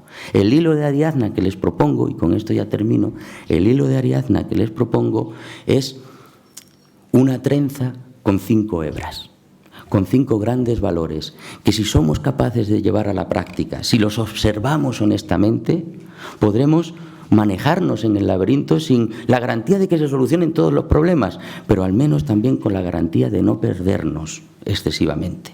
Y esos 5 valores son, yo diría, los 5 valores fundacionales de este proyecto de la integración europea. Algunos de ellos los valores de la Ilustración incluso. Primero, y sucintamente los recuerdo, aunque han sido recordados aquí, pero no está mal ser pesados en tiempo circular en este caso. Libertad individual. Igualdad ante la ley. Pero es que esto es difícil de cumplir. Nuestro país es un ejemplo de ello. ¿Tenemos todos los mismos derechos en función del territorio donde vivamos? ¿Accedemos todos a la misma posibilidad de educarnos en la lengua del Estado, por ejemplo, si vivimos en Cataluña o si vivimos en Extremadura o si vivimos en Madrid? Claro, es que estas cuestiones no son etéreas, estas cuestiones están aquí a la vuelta de la esquina. Libertad individual, igualdad ante la ley, garantía de solidaridad, mantenimiento de esa excepción, de ese oasis que ha descrito el profesor Moradiellos, que es nuestro estado del bienestar. Y mantenimiento de esa solidaridad y de ese estado del bienestar que va a garantizar la paz, que no es un bien menor, como suficientemente se ha puesto de manifiesto ya aquí. Y por último, libertad, igualdad, solidaridad y paz. Por último, supranacionalidad. Porque tenemos que ser conscientes que somos como Dédalo. Ya termino con este mito. Dédalo, que era uno de los grandes inventores de la antigüedad, según la mitología. Un hombre capaz de realizar inventos impresionantes, el creador del laberinto donde Minos guardó su minotauro. Bueno, pues somos como el Dédalo, estamos inventando algo que nunca ninguna civilización humana se ha atrevido a desarrollar, un Estado supranacional. La superación de los Estados-nación que han dominado la historia de la humanidad en el siglo XIX y en el siglo XX. Y claro, eso es un proceso complejísimo, que da lugar a especies extrañas, a mutaciones difícilmente catalogables, como ese OVNI, objeto político no identificado, del que también hemos hablado aquí. Una supranacionalidad que se basa en que las partes que forman este nuevo sistema, este nuevo organismo, y esas partes son los Estados-nación actuales, compartan soberanía en aspectos mollares, economía, seguridad, con ese todo llamado Unión Europea. Esto no es ninguna receta mágica. Este hilo con 5 hebras no nos permitirá dar respuesta exitosa a todos los desafíos que tenemos por delante, pero al menos nos permitirá no perdernos en exceso. Así que hay que seguir atreviéndose con esta aventura. Muchas gracias.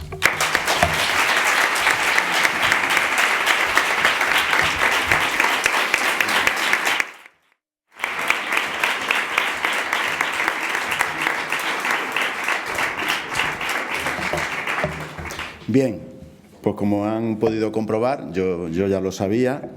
También, como Alejandro Cerca, yo he acertado en el diagnóstico, ¿no? Ahora vamos a tener el tiempo para el debate. En primer lugar, Salvador Marcos va a ejercer su función y a continuación abriremos el turno de preguntas. Sí, bueno, buenos días, profesor Moradiellos y profesor Pinilla. Muchas gracias por su exposición. Yo no soy historiador, eso es cierto, entonces me siento quizá un poco incapaz de poder comentar de una manera eficaz, vayamos a decir, esta conferencia. Además, por el alto nivel que sinceramente me ha sorprendido que ustedes han demostrado, ¿no? Una conferencia llena de reflexiones muy profundas desde un punto de vista histórico, además con un análisis muy certero de la realidad europea y con también muchas reflexiones históricas y con grandes ejemplos también para ilustrarlo, ¿no? En primer lugar, de la exposición del profesor Monadiellos, sí que me gustaría destacar el hecho de que las nuevas generaciones sí que es cierto que damos la paz y la democracia en la que actualmente vivimos por hecho, eso es cierto. No nos hemos tenido que enfrentar a dos guerras mundiales, ¿no? Por ejemplo, a esta incertidumbre de no saber si mañana a ti o a tu hijo te van a llevar en una leva, ¿no? a un campo. También es cierto que estamos en un periodo en el que vivimos la mayor integración de la historia y como este escepticismo que tenemos, ¿no? Es cierto que proviene de una mentalidad antihistórica que quizá está presente en las nuevas generaciones. No tenemos en cuenta la historia, sino que somos muy presentes, quizá también un poco relacionado con la ideología materialista también un poco en la que vivimos, ¿no? Vivimos el presente, ¿no? Y no tenemos tanto en cuenta las reflexiones que podemos tener del pasado. Bueno, no sé si hay un problema con el micro. No lo muevas. No lo muevo, vale. Tiene buena voz, se oye. Es cierto que usted ha dado una visión muy positiva también de la Unión Europea aportada por datos, pero hay ciertas veces que estos datos no bajan realmente hacia la realidad social, ¿no? Ya que estamos en Extremadura, por ejemplo, ¿no? Pues hay regiones dentro de Europa que, por ejemplo, Extremadura tiene un 75%, está debajo del 75% del PIB medio europeo, ¿no? O, por ejemplo, tenemos regiones en Glasgow, en Escocia, donde la esperanza de vida es menor que en Irak, ¿no? Por ejemplo, menor de 45 años. Entonces, los datos son importantes, pero sí que es cierto que también tenemos que tener en cuenta la realidad social para poder avanzar, ¿no? Es esta frase tan manida, ¿no? Bueno, ¿para qué sirve la utopía si nunca se va a alcanzar? Pues para avanzar, ¿no? Nos sirve para avanzar, para saber lo que queremos. Luego también me ha gustado mucho, y sí que estoy muy de acuerdo, en que el centro del poder parece que se está moviendo, estamos en un momento histórico en el que parece que se está moviendo del Atlántico al Pacífico, ¿no? Como en su día se movió del Mediterráneo al Atlántico, ¿no? Y por esto quizá estamos en un cambio de paradigma muy interesante, en el que este proceso de globalización y de transnacionalización nos está llevando a este cambio, a este giro al Pacífico, ¿no? Es algo que además no solo se queda en el ámbito de las ideas, sino que también hemos reflejado en las políticas, como por ejemplo con el presidente Obama, ¿no? que le dio a su política internacional un giro muy orientado al Pacífico. Y luego también destacar, ¿no? Esta idea de que la base de la prosperidad europea siempre ha venido por su proyección exterior, ¿no? Desde el Imperio Romano, ¿no? que salió de sus fronteras de Italia, ¿no? Para conquistar todo el Mediterráneo, pasando por España y Portugal, los estados ibéricos, que se desarrollaron más allá del Atlántico, ¿no? Y llegaron al Nuevo Mundo. Luego, bueno, no sé si voy bien de tiempo, ¿no? En todo caso, si no me lo pueden decir, voy un poco limitado, ¿no? Bueno, simplemente decir que de la conferencia del profesor Pinilla me ha gustado mucho estas tres reflexiones del tiempo, ¿no? Estos tres tipos de tiempo, ¿no? Si no recuerdo mal, el lineal, el bifurcado y el circular, ¿no? Y bueno, sí que es cierto que en este tiempo circular, ¿no? Es como esta frase también, ¿no? De que la historia se repite dos veces, una como tragedia, otra como comedia, ¿no? Por esto parece que la Unión Europea sí que avanza, o como usted ha dicho, avanza a través de crisis, ¿no? Pero que esas crisis nos sirven como oportunidad. Por eso este optimismo de que el Brexit, en realidad, a pesar de ser una crisis de la Unión Europea, lo que nos va a servir también es para alcanzar un mayor proceso de integración, ¿no? Entonces, la pregunta que me gustaría lanzar desde este inicio es, y tomando su reflexión sobre el laberinto de Minos, ¿no? Es ¿cómo puede salir Europa de este laberinto en el que está metido actualmente? ¿Y quién es el Minotauro de Europa, ¿no? O sea, ¿cuál es el principal problema o el principal enemigo que tiene Europa a derrotar a día de hoy? Bueno, gracias. Bien, pues si os parece, contestáis a Salvador cada uno de vosotros y luego abrimos el turno de preguntas. Venga, Enrique. Bueno, yo empezaré por darte las gracias por haber hecho este comentario. Dices que no eres historiador, ni falta que te hace a la vista de la calidad de la intervención, ¿no? No es necesario. El saber se separa en categorías porque es imposible ser especialista en todo, pero sin embargo sigue siendo un saber transversal. No hay manera de ser un buen lógico sin saber filosofía, pero un buen lógico es un grandísimo matemático. Borrell es un ingeniero, pero hay otras cosas en Borrell, ¿no? El que cree que es especialista en algo, yo creo que es como decía Ortega en los años 30, es un bárbaro. Claro. Es un bárbaro. El que solo sabe historia, no le hagáis ni caso.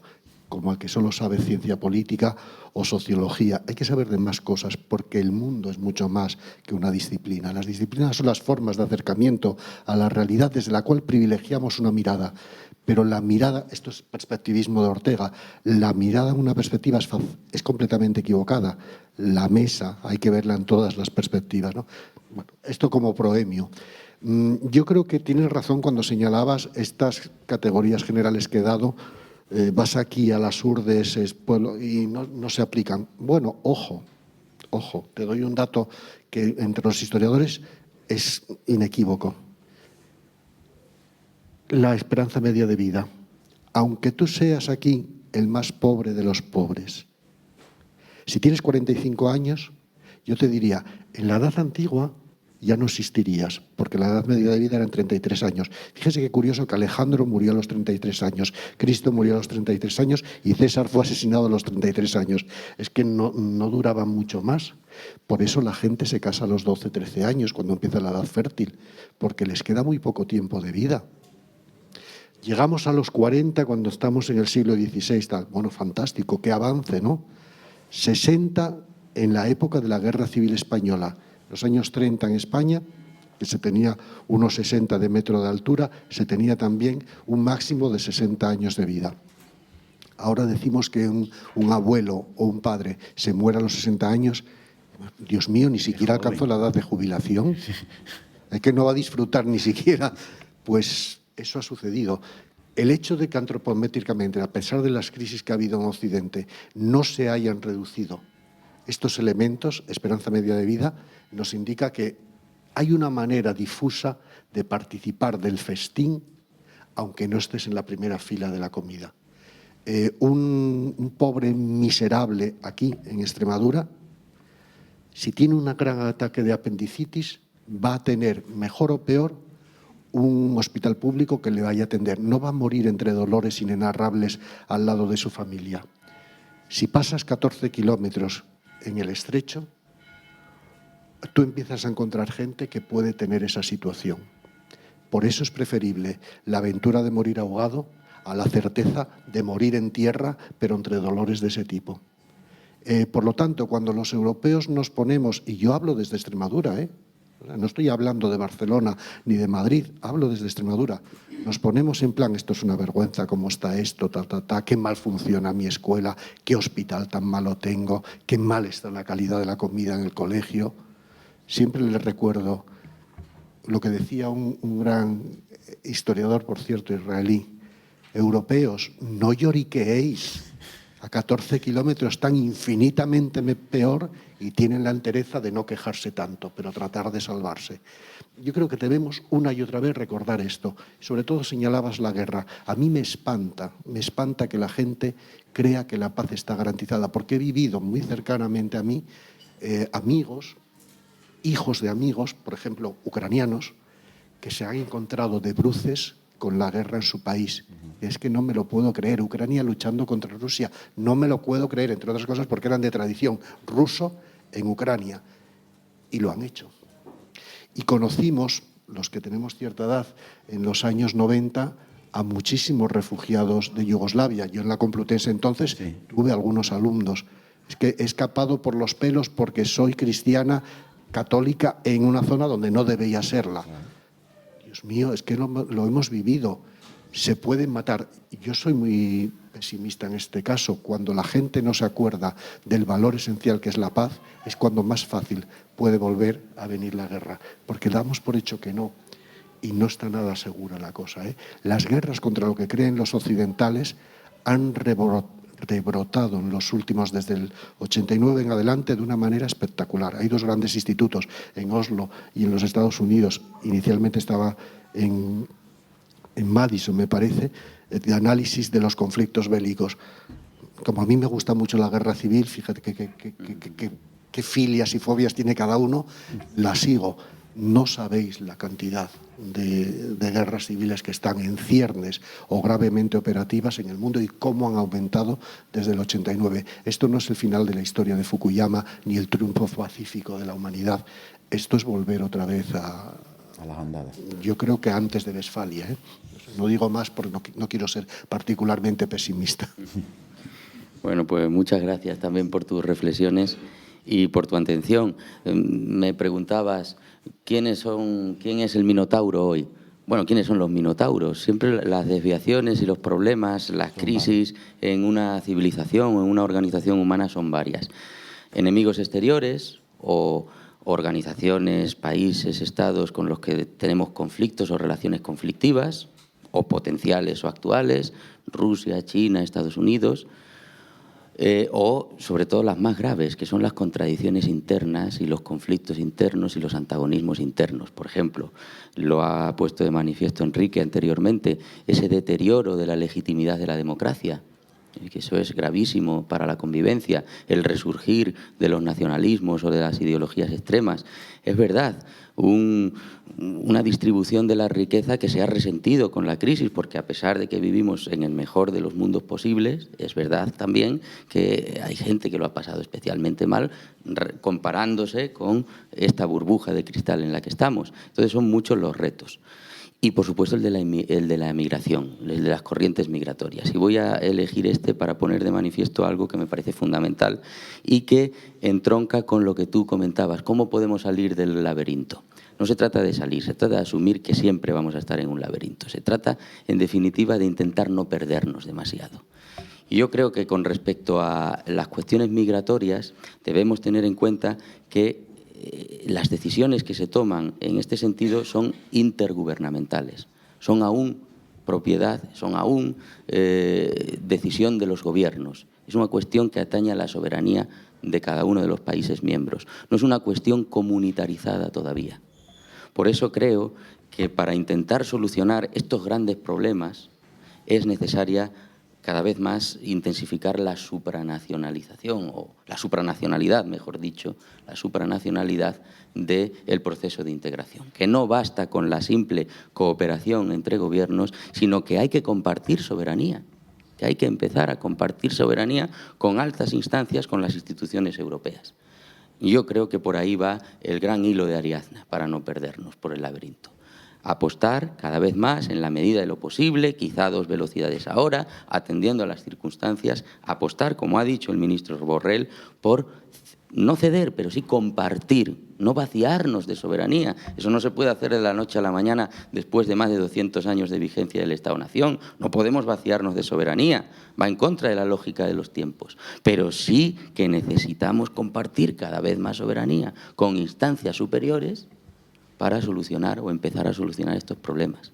Y ese es el gran reto que siempre tenemos en la Unión Europea, que camina con un doble motor, el motor de lo intergubernamental, que existe, por supuesto, y que a veces es excesivamente preponderante en la Unión Europea, pero con el elemento fundamental de la integración política, de la supranacionalidad, de la cesión de soberanía, que es crucial para no perdernos por el laberinto. Muy bien, pues vamos a abrir entonces el turno de palabra. Vais levantando la mano los que queráis intervenir y os pasamos el micrófono. Veo una intervención por aquí, otra por ahí. ¿Alguna más? Porque vamos a 3. ¿Cerramos el turno con una más? Bueno, pues si no hay esas 3. ¿Comienzas tú? Lo primero de todo, muchas gracias a los dos. Me pongo de pie. Mi nombre es Juan Moreno Casares, soy estudiante de AD y Derecho aquí en la Universidad de Extremadura. Y mi pregunta era para usted, Moradillo. Usted mostró un mapa en el cual aparecía como gran parte del mundo no era democrático, y principalmente potencias como Rusia o China, que tenían una dudosa democracia, vamos a llamarlo. Vamos a dejar todas las preguntas y luego contestáis, ¿vale? ¿Considera usted que la Unión Europea y en general la comunidad internacional, el derecho internacional, puede tener algún papel activo y algún resultado en ese fomento de la democracia en el mundo, ya que hemos visto que gran parte del mundo no es democrático y sobre todo grandes potencias que están apareciendo ahora? Muchas gracias. Jacob. Hola, buenas. Mi nombre es Jacob Clavel.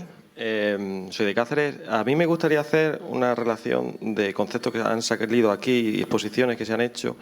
Decía Jack Ma, el dueño de Alibaba, que a la humanidad en los próximos 15, 20 años le esperan años de gran dolor. relacionando esto con la anterior pregunta que ha hablado y ha hecho una relación entre el mapa que ha exhibido el profesor Moradellos, la democracia, y haciendo una comparativa también con el proceso tecnológico y la evolución tecnológica, hay que señalar que las potencias tecnológicas a lo largo de la historia han sido las que han impuesto la mayoría de las veces su modelo económico, su modelo político. Y es cierto que ese eje geográfico trasladado y puesto en un mapa es también un eje tecnológico. Es así en el Mediterráneo, es así en el Atlántico y es así en lo que parece va a ser en el eje Pacífico. Si eso es así, Europa y la sociedad europea va a sufrir más que el resto del planeta esos cambios tecnológicos respecto sobre todo a la destrucción de empleo, a la robotización y a la influencia de la inteligencia artificial. Muchas gracias. Bien, y Liana, el micrófono, por favor, se lo pasáis acá.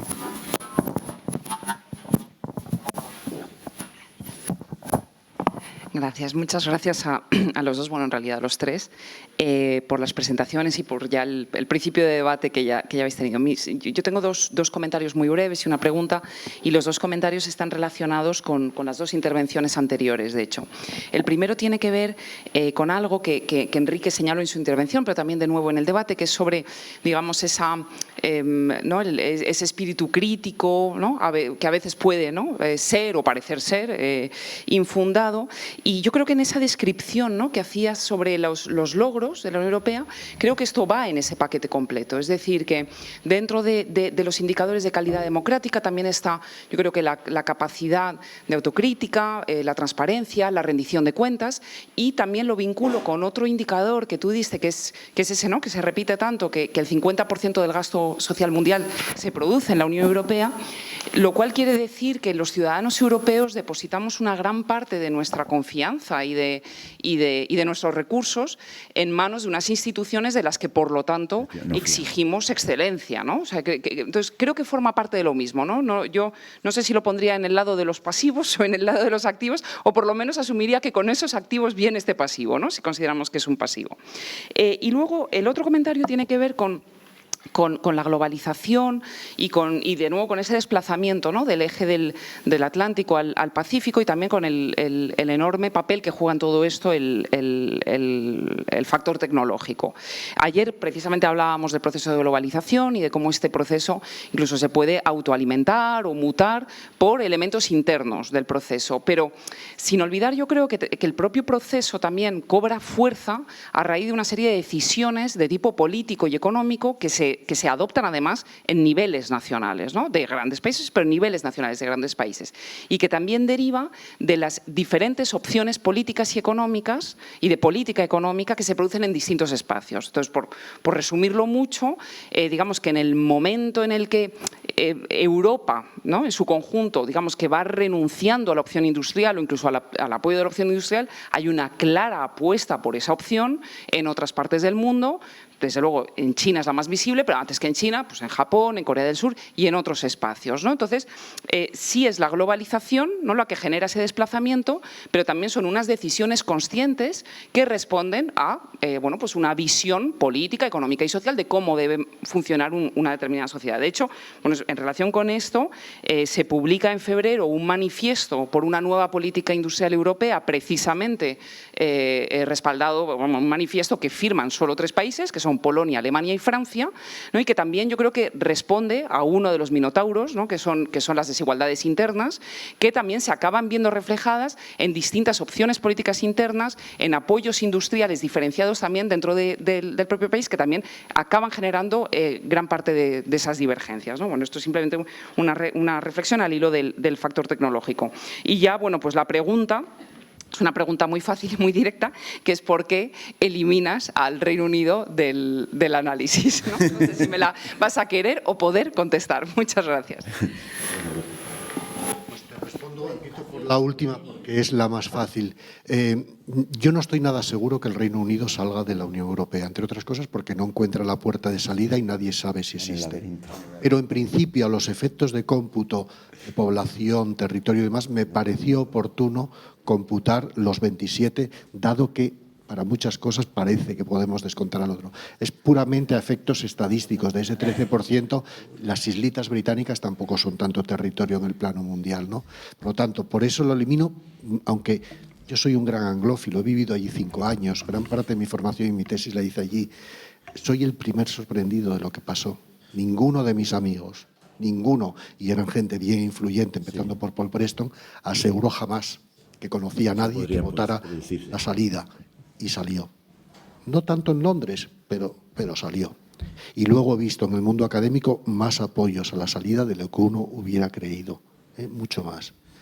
Total, que no puedo explicarme, pero no puedo explicar miles de cosas. Estoy pensando, hablando de esto de la pobreza relativa o no, yo he leído textos del año 31, llevaba escasamente 6 meses en el gobierno, en el nuevo gobierno republicano, por ejemplo, Solidaridad Obrera, el órgano de la CNT, una muy famosa, en 6 meses de gobierno de los republicanos socialistas ha habido más obreros muertos que en los 20 años últimos de monarquía.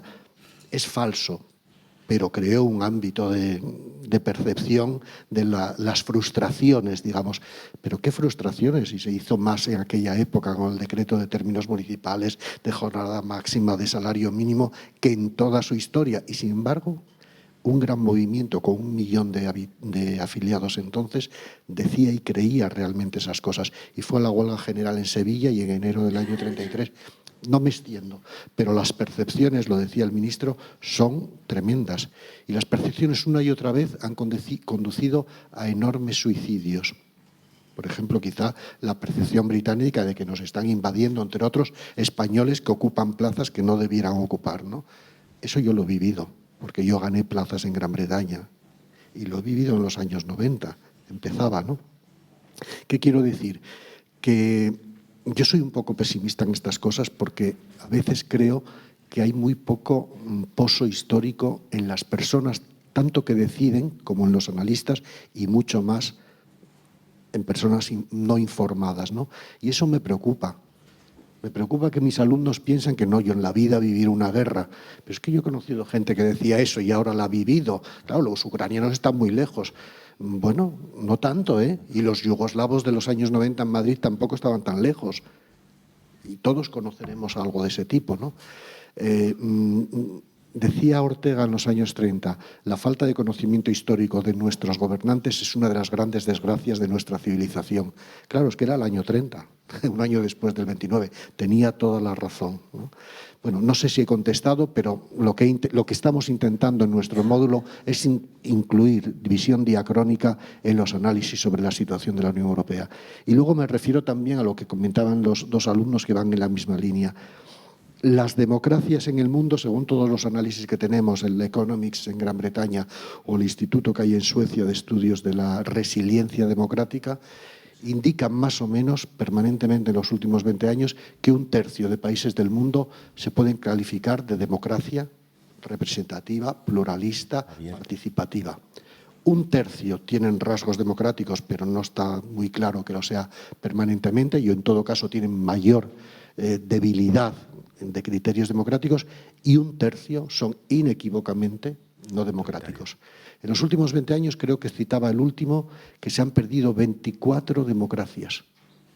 Desde Tailandia, no me acuerdo cuáles eran, pero se han perdido 24. Y se consideran también pérdidas de potencialidad democrática los estados fallidos. La situación de Haití es un infierno, y la de Somalia es otro tanto, pero apuntan maneras muchos otros.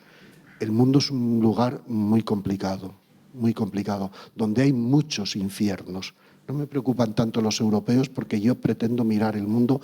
Oye, claro que me preocupa qué le pasa a mis vecinos y todo esto. Hombre, por supuesto. Y cómo me gustaría que su renta familiar fuera otra y que no tuvieran estos problemas. Pero ojo, no existe cornucopia en el mundo. No hay una fuente inagotable ni de bebida, ni de comida, ni de felicidad, ni de amor, ni de falta de enfermedad, siempre la va a haber, y tampoco existe de terrenal. Ni existió muy probablemente, ni va a existir, ni va a volver. Los conflictos son parte de todo esto. y hay que vivir con ello. Y yo creo que hay que volver a hacer que la gente que existe en el este, tú conocerás muy bien la tradición de pozo confuciano que hay en muchas partes de África, o hinduista, de entereza ante la vida. Es que eso lo ves en Colombia. Es que lo ves en Colombia. Viven algunos al borde de la miseria y te dicen, bueno, pues no nos quejamos tanto, esto es lo que Dios nos ha dado. Eso aquí es inconcebible. Apunta a una crítica que es muy buena para perfeccionar el sistema. A veces puede ser la crítica de Atenas, que condujo a Atenas a su destrucción. Porque no sé si lo saben, pero les conviene saberlo. La Atenas de Pericles es fantástica, pero se basaba en la explotación del mundo griego a través de la gran flota, que es la que daba dinero a la gran población ateniense que votaba, porque tenía 6 meses de trabajo y salario asegurado, y cuando van a la guerra del Peloponeso para someter a aquellas poblaciones, acaban viendo que caen ellos mismos en 25 años de guerra, ¿no? La guerra del Peloponeso fue votada por la Asamblea una y otra vez. Una guerra democrática, plenamente democrática. No sé, siento no ser más optimista, pero yo tampoco creo que haya muchos motivos. Pues se mueve y sin embargo hay que seguir, naturalmente. Venga, Alfonso. Bueno, yo es que no tengo nada más que decir, vamos, es que estoy de acuerdo con tus reflexiones y sobre todo con esas ideas de que el conflicto es la materia prima de la historia, claro, no podemos renunciar y siempre manteniendo la guardia. Ahora lo comentaba con Mario, ¿qué es el Brexit? Pues el Brexit en el fondo es que buena parte de los británicos se convirtieron en parry. Creían caminar hacia la Arcadia quizá feliz y ahora no encuentran la salida del laberinto, claro.